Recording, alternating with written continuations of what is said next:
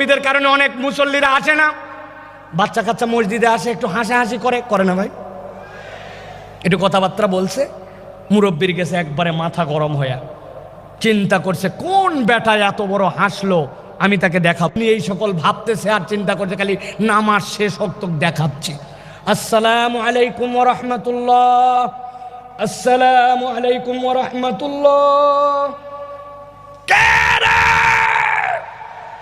আছে না এমন ঝাঁকি মারছে, ওই বাচ্চা মসজিদ থেকে বাড়াইছে, ওই বাচ্চার মসজিদে আসে না, ঠিক কি না? এই মুরব্বী যারা আছেন, কার কার পকেটে চকলেট আছে বার করেন। কার পকেটে আছে দেখি একটু। বলে হুজুর চকলেট কেন লাগবে?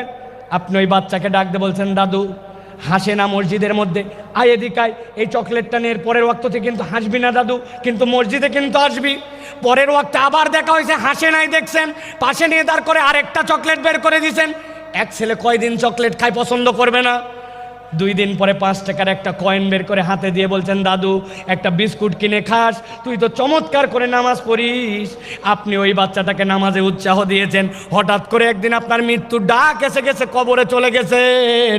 কিন্তু যেই বাচ্চাকে চকলেট দিয়ে আদর করে মসজিদ থেকে বের করেন নাই, মসজিদমুখী করছেন, 5 টাকার কয়েন দিয়া ওই ব্যক্তিকে আদর যত্ন করে মসজিদের মুসল্লি বানায় দিয়ে গেছেন আপনি কবরে। কিন্তু আপনার 20-25 টাকার ইনভেস্টমেন্ট, ওই বাচ্চা যতবার সিজদা দেয় আপনার আমল নামায় সওয়াব উঠে যায়। এর নাম আমলে সলে। আপনাকে টেকনিক করে আল্লাহর দিকে আগাতে হবে।